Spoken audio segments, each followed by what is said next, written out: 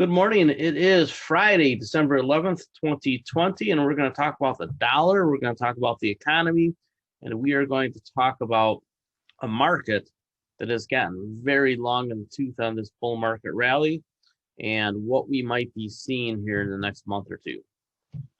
So I'm going to start with something that was pointed out to me by a member of Margin of Safety Investing, and I actually had been tracking this.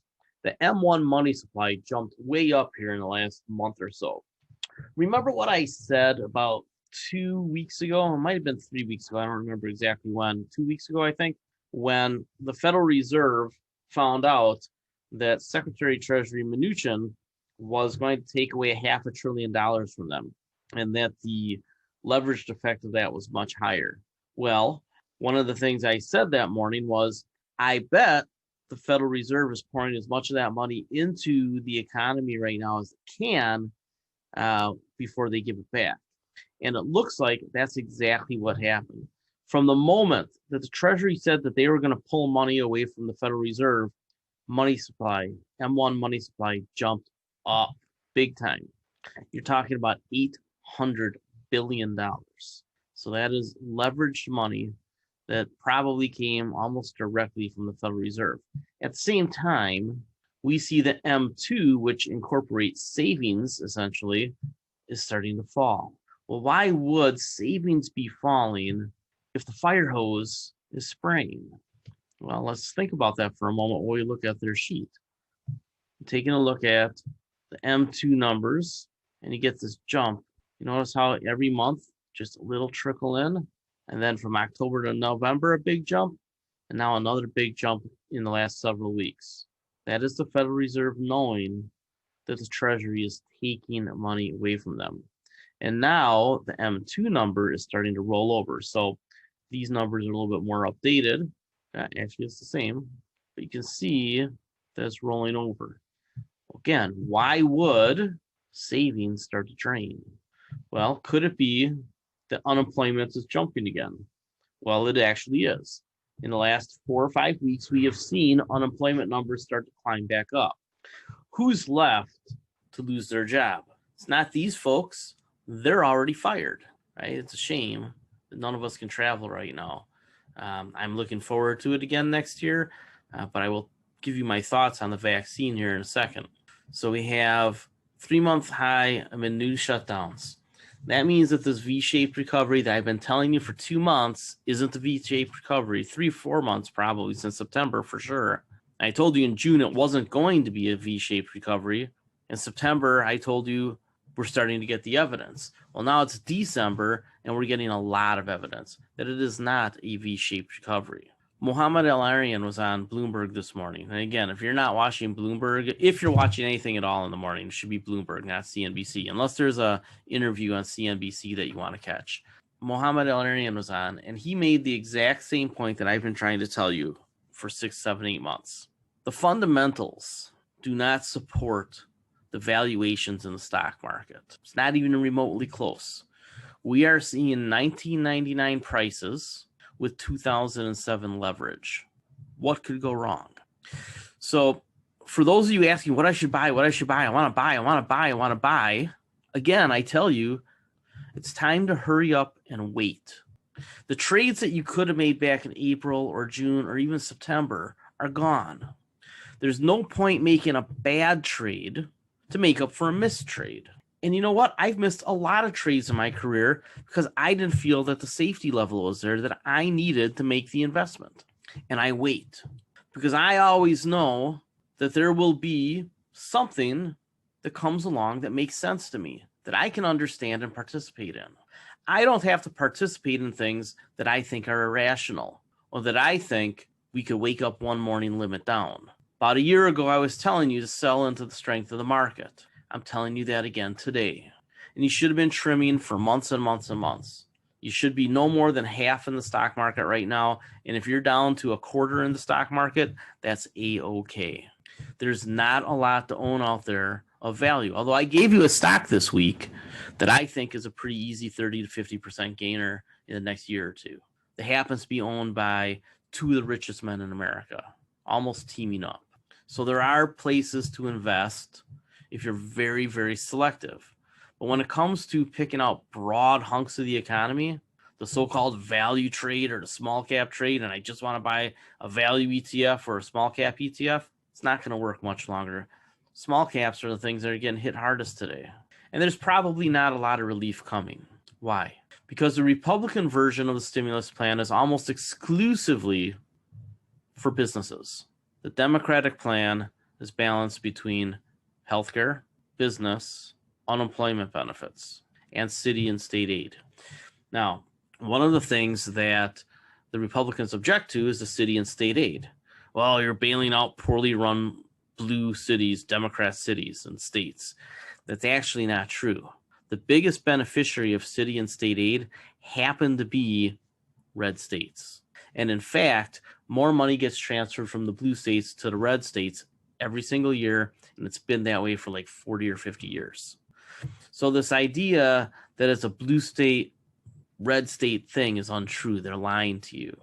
They don't want to spend the money on something that doesn't go directly to their beneficiaries, which is their big money, big business donors. That's all it is. Both parties are largely indebted to their donors.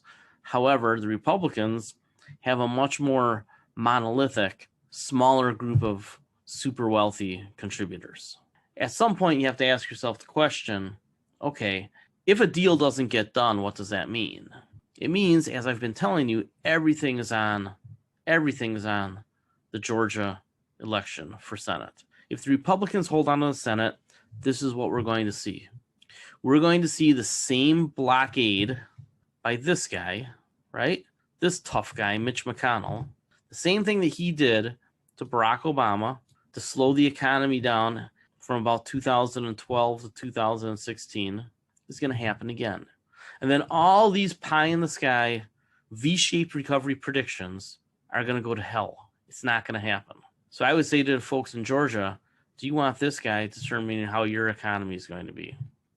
Because without more fiscal stimulus, at least in the short run, ultimately we have to move towards a better budgetary situation, the way that the Obama administration had started to do, or we're going to see a very, very choppy environment, not only in the economy being uneven in the way that it recovers, but in the stock market. And I'm going to show you some things with the stock market in just a second. But I would point out, everything that I've been telling you has been coming true.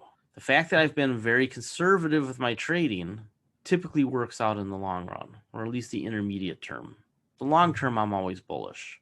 Now, in the short term, I guess I'm bearish, but I've been bearish short term for quite a while. Well, the short term is turning into the intermediate term. And now these layoffs are happening, like I said they would back in October. So one of the things I get is Bear Traps. Bear Traps is actually closed to new members right now. I signed up years ago. That's Larry McDonald. And him and I don't see eye to eye and everything. But he's got like 400 analysts, buy-side analysts. And I think you can subscribe to this for free. 450 buy-side institutional investors, right, across multiple asset classes. They've been selling energy this week and the bank stocks. Let's talk about why. Start with the bank stocks. We know that interest rates are going to be low for a long time. And if the Federal Reserve is going to be less powerful and the economic recovery is going to be less strong, the banks are in trouble because their set-aside reserves aren't nearly enough for the wave of real estate bankruptcies that are coming. I said real estate bankruptcies. Again, I tell you, go up and down the street, and it's not just the strip mall or the smaller buildings that are in trouble. There are vacancy signs everywhere. And a lot of these people did the smart thing and they had an LLC and they're just going to hand a lot of stuff back to the bank. Like the gigantic Southridge Mall was handed back to the bank by Simon Properties a couple of weeks ago, along with 3 other gigantic malls that they handed back to banks. And now, if you go into the newspaper or you Google it and you say Greendale, Southridge, Simon, you're going to get several articles. And right now, the city of Greendale apparently has an option to buy the mall because of tax credits that they gave to Simon Property. And the bank is fighting that because they want they want the real estate. And then they're going to, flip it off. They think they can make more money that way. So they're fighting over it. But that fight is going to happen all over America between municipalities and all the tax credits that they've been given for the last 10 years. Because they have provisions to get a lot of that property back that they lent on or they gave tax breaks to. So the municipalities and states around the country are going to be in direct opposition to the banks. So not only do the banks have to deal with low interest rates, people not wanting to borrow, now they have to deal with assets that they're fighting over. Some they want, some they don't want. And the desirable ones, there's a fight for. So let's talk about all that real estate that's out there, how this might impact REITs. As the price of real estate goes down, people give back the property, or they default, or they declare bankruptcy. You have vulture investors out there like me and people that I know. Do you think that we're going to buy these properties at 2019 prices? There's not a chance. We're all waiting for probably 2015-16 prices. So go back and look at what those are. Those are pre-tax cut, pre-stimulus prices. 20, 30, 40, 50% lower. 20 to 30% lower seems to be fairly common and coming pretty quickly. I don't think we'll get a 2008-9 meltdown. However, there's a lot of leverage out there. And in the securities markets, you might get that 30, 40, 50% drawdown as the credit unwinds, as the margin unwinds, as the calls come off. And that could be something that happens in 1 month. So as fast as we've seen the market move, the way that it dropped in March and the way that it's risen since with all the Federal Reserve money, I'm not saying that there will be another March. It could be spread out over several waves over a longer period of time, or it could all happen in 1 month. It's hard to know. But if you're risk averse, it's okay to sit on cash until we know a little bit more. Go ahead and cherry pick some of the stocks that I've been putting you on. And I'll mention AT&T again. I don't know why anybody wasn't buying AT&T under $30 a share. I said it week after week. All about the debt and all about this and all about that. When you start seeing hit jobs by CNBC on a company, but Barron's is saying, hey, this looks pretty good, I'm going to tell you something. I'll give you a little secret. Barron's is usually right. CNBC is usually wrong. They're different types of publications. Barron's has a deep research team. CNBC is reporters looking for clicks. That's why I suggested if you want something cheap and easy to read on the weekend, get Barron's. It's $1 a week. If you can't afford Barron's, you shouldn't be investing. So in any case, they talk about the things that I've been talking about here in bear traps. Stupid levels for risk assets. And the reflation trade isn't quite there yet.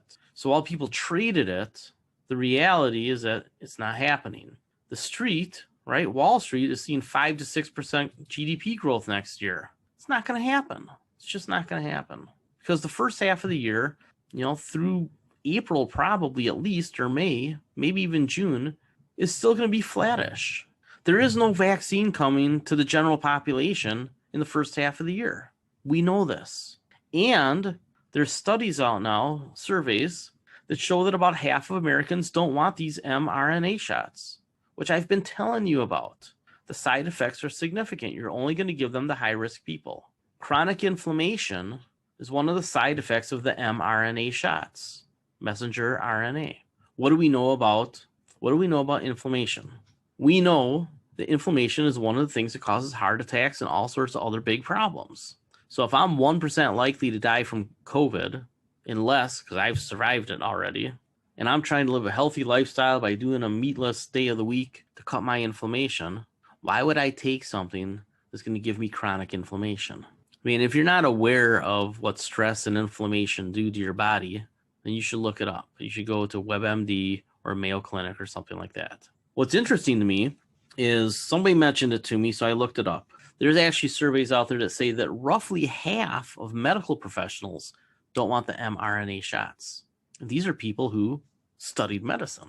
So the mRNA is going to go to the high-risk people who don't really have a choice, that they need immunity to avoid dying, so they'll live with the side effects. The other thing is that we're just not going to have enough of the Pfizer anyway, which is hard to transport and store because it has to be super frozen.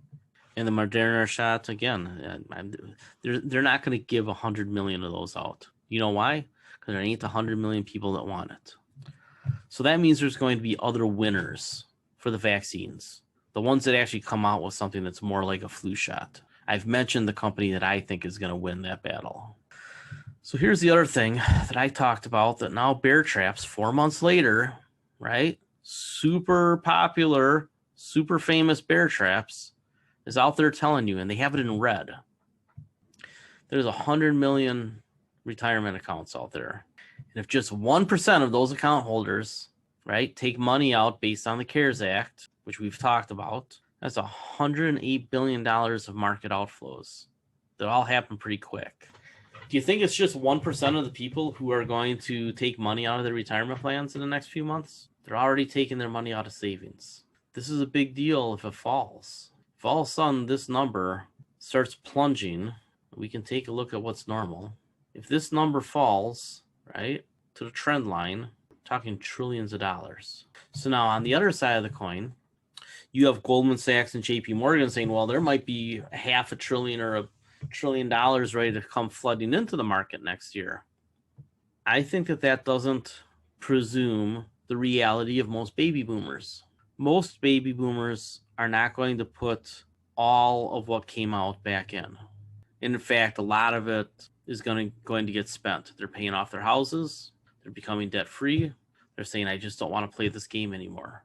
My dad did it. My dad paid off a $500,000 house. Still has money. He's not terribly much invested in the stock market anymore. He doesn't need to be.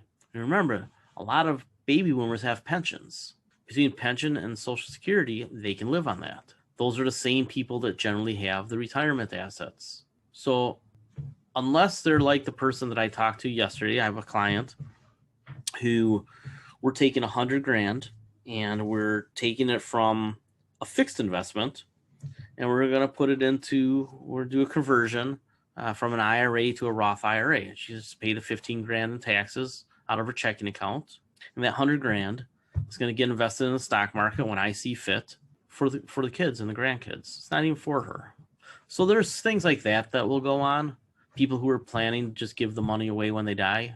She gives out pretty good Christmas presents in the meantime. My point is that the baby boomers are not going to stay terribly invested compared to what they were a year or 5 years ago. They're older now. They're less risk tolerance. My generation, the Xers, we're opportunistic, but we're basically on par with where we need to be, but we're not ahead. And we all know that although the millennials are a big generation, they're still behind financially. And yeah, you have this bifurcation that I keep pointing out to you. The top 20% of us basically have all the money. So let's consider something here. What if between Janet Yellen and Jerome Powell, and the president and maybe Congress, there's a change in approach on how the dollar works and how wages work and where earnings go because of it? What if earnings are flatter next year than we expect? What if there's not a big surge in earnings? I think the comparisons, I used the Zoom example in a recent article. I think the comparisons starting in the second quarter are pretty significant. When you invest, you need to look at the comparisons of the previous year, right? They always talk about year over year. How did we do this quarter compared to the same quarter a year ago? And the comps are real easy to beat until the second quarter, except for those tech companies like Zoom. So Zoom's going to have a pretty hard number to match when it comes to growth because they had a straight up line in March, April, May, correct? Other companies had straight down lines. And the market moves on expectations. So everybody's assigning this 5 or 6% growth expectation. What if it doesn't happen? What if what I've been saying since March, and remember what I said in March. At the end of March, I said, I believe in our biotech sector and our pharma sector to get us emergency use vaccinations by the end of this year. And nobody believed me. And here we are. But I also said that we're not going to get broad immunity via vaccination until the second half of next year. And as we've learned, an infection doesn't necessarily prevent another infection. But it all comes back into play as to what type of recovery are we going to see next year? I think it's going to be weaker than we expect until late. I think we start to normalize in the summer. But what if the Republicans don't cooperate on fiscal stimulus? What if there's no extra money for people who are unemployed and the Republican plan doesn't offer any? They're offering a 2-month extension of benefits till the end of February. It's $300 and some odd a week for most people. Tough to pay the bills on that. That means that money has to come from somewhere. And that big savings that everybody has, because Americans are smarter than I think we necessarily give each other credit for. A lot of people have saved the money that they had because they're like, well, this could take a while. I might be out of work a while. I might be underemployed a while. And I'm not so sure the Congress is going to come save me. At some point, experiences, they wait for the crisis, as I've talked about. And we saw how Mitch McConnell did everything he could to block the success of Barack Obama. Now, I think that him and Joe Biden will work a little bit better together. And I'm not so sure how motivated Mitch McConnell is anymore beyond just his own paychecks from wherever those come from. Because I can't imagine he runs again. I think this is his last 6 years. He might even die in office in the next 6 years. He's not looking good. What I'm telling you is in the short term, there's a lot of reasons to believe that things could be choppy. So this Bear Traps report, I would subscribe to this if I were you. You can get, I believe you can get the chat transcript for free. So I would go there and get this. They don't have any memberships available right now, but I think you can get this for free. This is one of the things that you should get. So this is something called Crestcat Capital. I don't even know where I found it. I don't even know who they are. I think it was referred to me. But they have some interesting charts this week. Does this one look familiar? This is a measure of financial conditions with where the stock market is. What do we know about alligator jaws? And this one even has some teeth. Looks like an alligator to me. And then what about this chart? And I like that they overlay it with the RSI. So we have an RSI that's really high, not as high as it could be. But the reason they have this arrow here is that the upper bound of the relative strength index has been falling for a number of years, since early 2018, which is when I put out my first volatility alert. What I'm telling you is that the bull market of the last 2 years, what this tells you is that the bull market of the last 2 years has been basically artificial. It's been 100%, and we know this to be a fact, 100% driven by margin expansion, not by earnings. And it's being held up now by calls, many of which are bought on margin. You see how fast this can move? Well, when this happened last time, that was March, 20 to 30% down month, right? What was it, 30%? I still think we get that 20 to 30% downturn in the next year or so, but it could be quick. It could be January, it could be February. And when it happens, you have to hold your nose and buy, because then the next thing to happen is going to be the fire hose. And whether that's bad for wealth inequality or not, it's going to drive up asset prices. So we, with assets, try to make money on that. And then I would implore any of you out there to do some good things with a little bit of your extra change. You saw on Twitter the other day, I said, during this holiday season with 30 million extra Americans short on food, when you go to the grocery store, a lot of grocery stores have that bag of food that's, $12 here. Buy a bag of food for $12 that we can give to the food shelter. Buy that bag of food. Give it to the food shelter. Because we've got a whacked out food distribution system globally, but it's even weird in the United States. We got farmers pouring milk in fields because they can't get a price. And they've been driving prices up. And weirdly, I'm in Wisconsin. We don't have enough freaking cheese right now. It's all out of whack. So this Crestcat, I would, just because they send out this really nice report every week, they put out some great charts. And I'm going to put a lot more of these into my articles, because I got them. They sent them to me.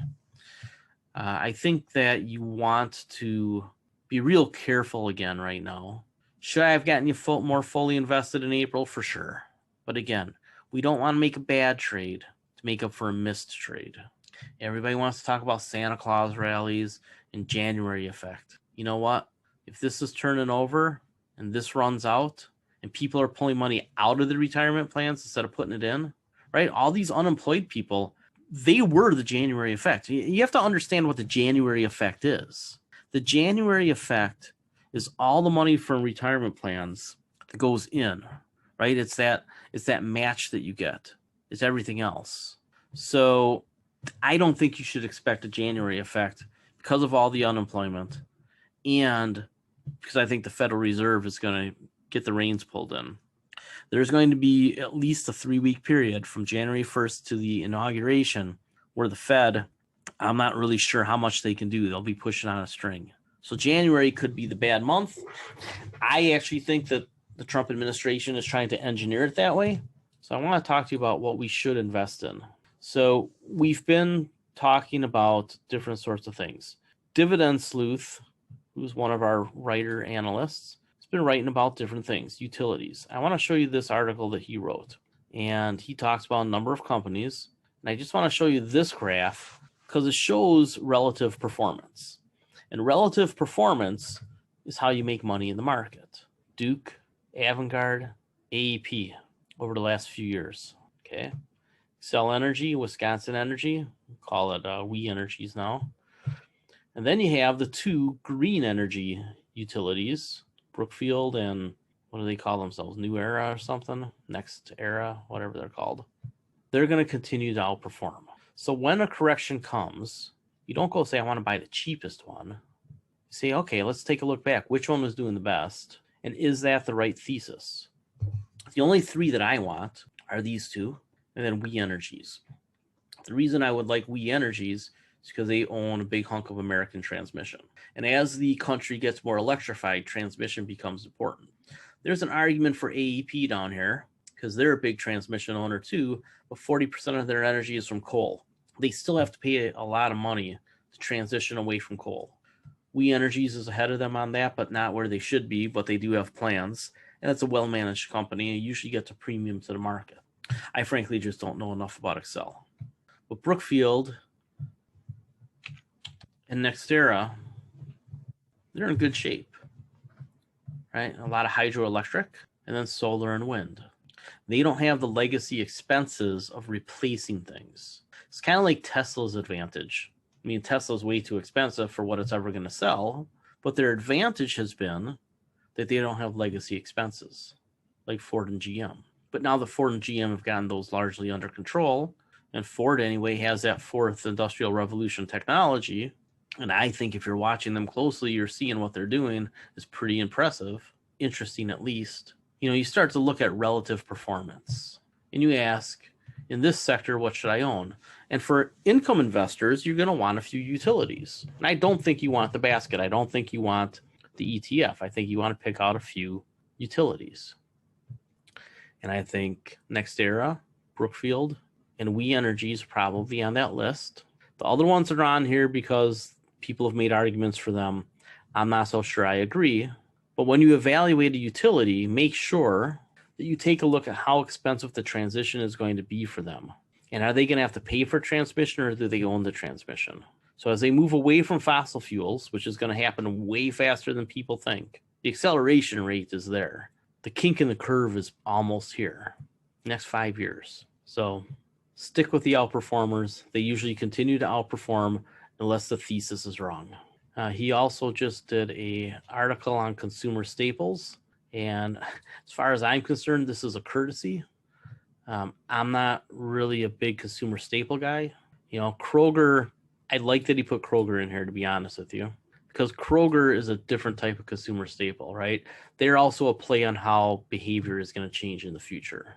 Kroger is interesting, but Buffett bought it and the stock went up, so I'm not really sure when there's a good price to buy it at. But in general, consumer staples, I'm just not terribly interested. These guys have a growing dividend.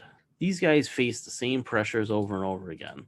If we take a look at Kellogg's, just take a look at this chart, 5 years. Is there anything at all sexy about that? Let's go in longer term frame, right? It had its big run. Now it's been doing this for 5 years. Could it get up to 75? Sure. Could it keep drifting down for years and years and years to eat away some of this gain? Yeah, absolutely. So these are pretty interesting articles that he's been doing. These both are getting transferred over to Fundamental Trends this weekend. If you've been following along, I've been remodeling Fundamental Trends. And right now I have a developer working on the chat because it's not working on mobile, and I haven't installed the button here yet. But we're going to have some pretty neat stuff, pretty streamlined, right? Much easier to use than before. Got to put my little advertisements on there. Member content, really easy to deal with. And I'm going to offer a special here. For those of you who are members of Fundamental Trends or want to become members of Fundamental Trends, if you are an existing member and you can find a referral, and you have to email me who it is so I can, just double check. I will let you both get the rare service for $199 a year forever. And if you want to become a new subscriber, it's $299 a year forever, unless you get a referral too, and then it's $199 forever. And you know what? Because I'm that kind of guy, if you get a second referral, I'll knock another $50 off. A third referral, another $50 off. Y'all come in at lower prices. So big incentives if you want to, if you can find somebody else. What I really want to do, and I know I'm not going to make much money doing this in the short run, I want to fill this chat room, right? And we got some stuff in here. This chat's been down on mobile for a couple of days. You help me get this built, get 300 or 400 people on here to get this rare chat seated. I'll make it worth your while, right? Knock you down to $199 with your first referral. If you're just new, $299. And then $199 with the first referral, then $149, then $99, then $49. Guess I can't go lower than $49. But if you're bringing in a bunch of referrals, I'll work with you. As much as I love margin of safety investing, and it's a great setup, and it's going to be the same content on both sites, from a diversification standpoint, I just want to make sure that, nothing gets blown up over here. But I will tell you, margin of safety has become a pretty darn good site. Seeking Alpha has done a really good job in my view. This is the chat that I'm going to install over on Fundamental Trends. Yes, people tell me they're confused about the relationship between Fundamental Trends and margin of safety.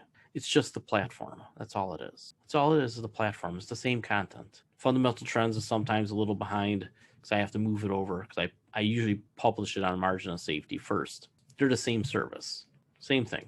Over at Fundamental Trends, if you only want ETFs, or you only want growth stocks, or you only want dividend stocks, if you only want option selling, you can break it out to get a little cheaper price, but then you only get part of the content. Margin of safety, you get everything all the time.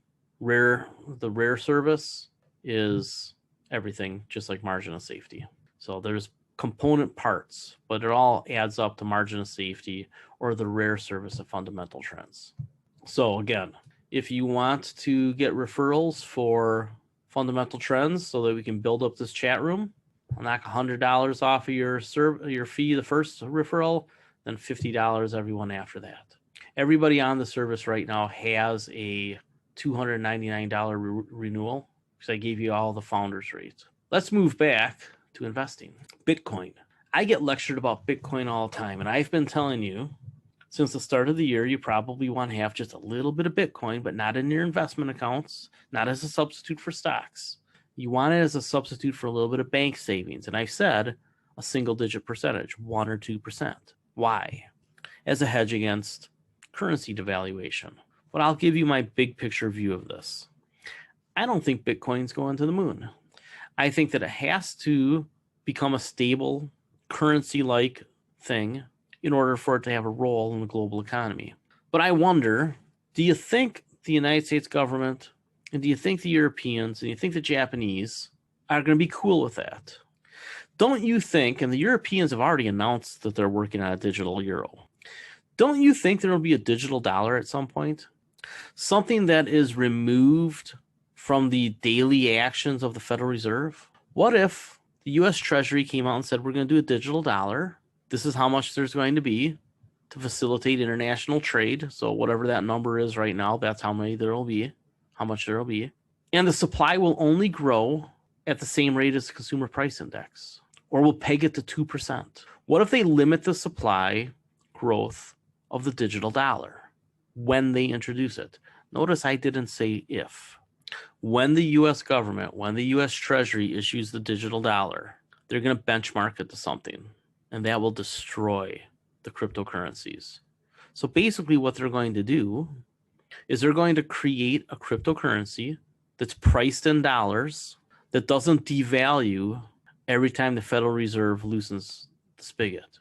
And given that we're moving into an era of either modern monetary theory or helicopter money and just monetization of debt, there'll be a gradual few percent a year difference between the price of the digital dollar and the physical dollar. Anybody who doesn't trust a digital dollar more than Bitcoin is insane. And as I've told you, the people using Bitcoin right now are speculators, the Chinese, and people doing illegal things, particularly gamblers. There's going to be a digital dollar just like there's going to be a digital euro, and there's going to be a digital yen and a digital yuan. They're all coming out with it. And they're going to benchmark those things not to their central bank driven currency, but a different benchmark that doesn't devalue as much. So you'll have the at-home currency, and then you'll have your global digital currency. That's how the system is going to evolve. And again, I didn't pick this out of thin air. Some very smart people are saying the same thing, and these are the ones that I believe, especially since the Europeans, and the Chinese, and the Japanese are already moving on it. So we'll move next. There will be a digital dollar, and Bitcoin will get crushed. Now, that doesn't mean that Bitcoin won't have a role in the world, but it also means it ain't going to 1 million. And between now and then, hey, maybe Bitcoin is the winner for another while longer. But this speculative rally that Bitcoin has had looks an awful lot like a double top to me, especially when Janet Yellen actually has power. Janet Yellen is no friend of Bitcoin.